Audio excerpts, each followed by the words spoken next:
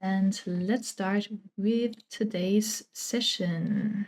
All right, we are here and today we'll talk about the head and the head anatomy. And you will continue working on the character that you picked in the last session. And today we will talk specifically about the proportions of the head. You will have time to block out the face and also to refine the body. Before we dive into the character art stuff, I want to ask you, and you can think that for yourself right now, what is the difference between sculpt number 1 and sculpt number 2? Because they do seem quite different, right? So the right one is definitely a hippo. The left one could be an alien hippo, maybe. It looks very wonky, wobbly, not really like the animal, not clearly at least. And the right one looks pretty solid. So I want to ask you now, what could be the difference? Was it maybe a different artist that sculpted these? Was it the same artist, but he had some time between them and then learned a ton about hippos? Was it that one was a speed sculpt, the other one was like taking longer? So make your own guess. And here comes the reveal. Da da da da. The difference between these two is references. Oh, yes, you heard correctly. So it was done, these two sculpts were done by the same artist on the same day in the same amount of time. The only difference here was that for the first one, he was not using references. For the second one, he was using reference. And these screenshots come from a video called Should I Use References When Sculpting in Blender, if you want to look that up. Really funny. It's not the only animal that he tested this with, but for the hippo, you can see the difference very clearly. And yeah, it's also the same applies to faces. If we think we know how faces look like because we see them every day and we know our own face inside out. However, when it comes to sculpting, suddenly it seems like we lose all of our, suddenly we need to be very precise and have knowledge about all the tiny shapes and how they flow into each other. And this is where it becomes really obvious that sometimes we are a bit off in our imagination and don't get it right 100%. So when we do our head sculpts today, we definitely want to use references to make it easier for us. Yeah, and just as a heads up for the faces are very complicated to sculpt and to get it look right. We, as humans, see faces all the time, and we are so used to spotting differences and when something looks odd that at the beginning phase of your sculpting process today, it might look very odd and weird. Just so you know, this is totally normal. Even if you look at videos online from people sculpting heads, usually at the beginning, the head sculpt looks very alien-ish. And just so you know, when you reach this stage in your sculpt and everything looks wonky and it's weird, just know that this is normal, keep working on it, and eventually it will become good looking. But don't be discouraged by this happens to everyone. So yeah, talking about references, there are of course different kind of references that we can look at. And the first one, and also in the timeline from when we're sculpting our face, the first one that we should look at is a very simplified version of the head. This is kind of, we want to lay down the basics first before we concern ourselves with any kind of details. So the head can be simplified into planes, and this is kind of the first step that we want to establish when we are sculpting the head, to define these planes. And for that, the H-polish brush is a good choice because it allows you to flatten all the surfaces and try to be intentional about where the planes of the head change. And this will lay the groundwork for everything that comes after that. Then, of course, when we talk about references, also now for other art styles in general, is we find these block outs from more detailed head shapes, and these are great to understand how the how many different shapes there are in the face. And it's also amazing to look at references that are created in 3D and not just drawings, because it helps us to see the volumes way better than if we just look at drawings. And then another type of reference we can look at are these kind of grid topology views, especially with very simplified characters. They can help us to see the forms better because these lines kind of follow the form. And there are, of course, explanation breakdowns out there if you want to have a closer look and understand better what is what and how does it work together. I said it before, but Anatomy for Sculptors is a great page if you want to learn more about anatomy. And of course, there are also more generalized guidelines for the head as well.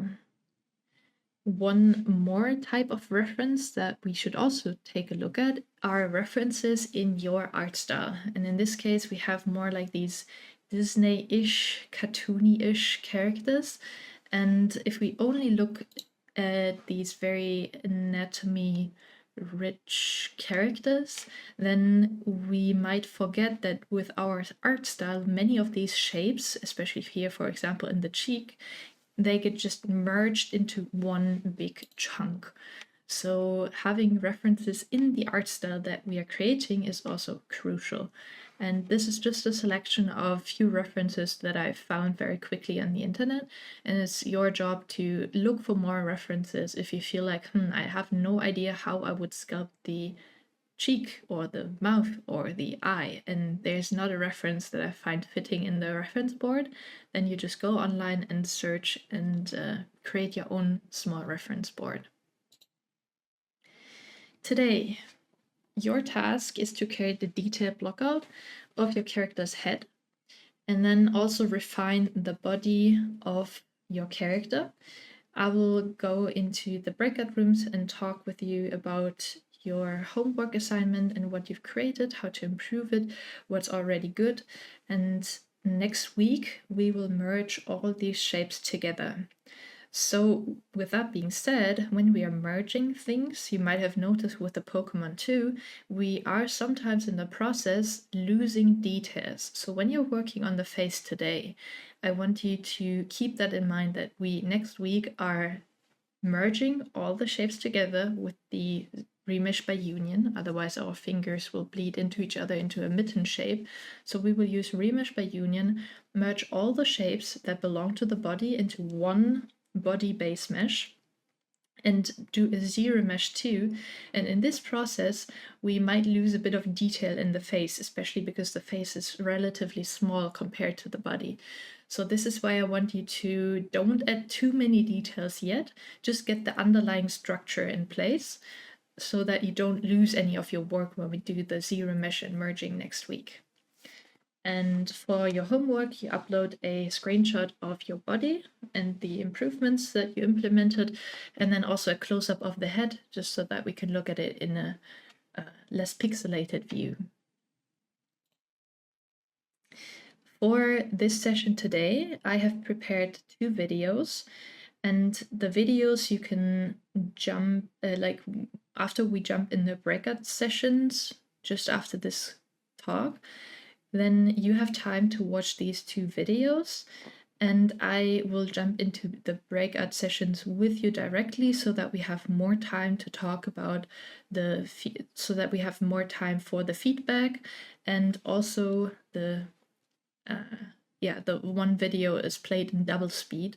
This is so you have more time working on it and we have more time for feedback. So the first video that you should also watch first, I sent the link in, it's the second link, Time to Learn Anatomy. This one should be first.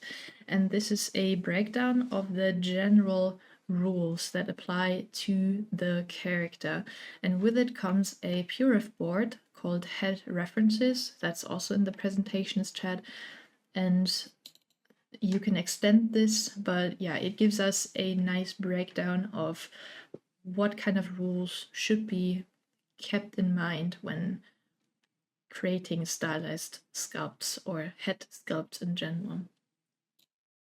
Yeah, so this one is a bit more generalized for heads in general. And then the second video is a small speed sculpt of me sculpting the head of the character. And then, sorry, presentation broke.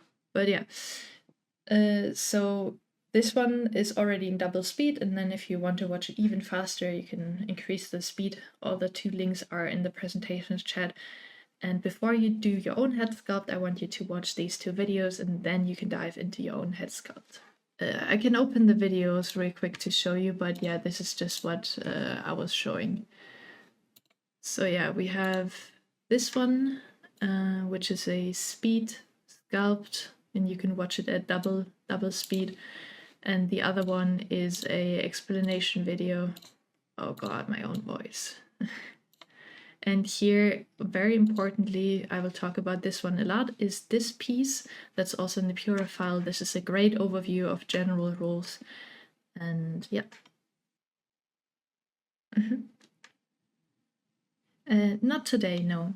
Today we only focus on the head and on the body and refine the shapes of both. So next week we can merge them, and then after that we will do the clothing.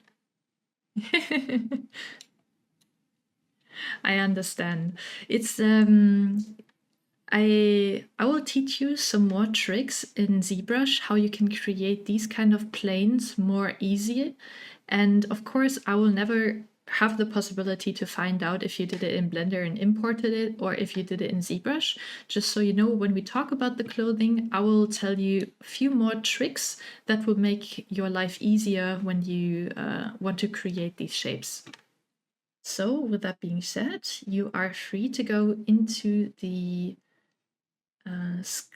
into the breakout sessions, and I will join you there one by one. And yeah, see you there.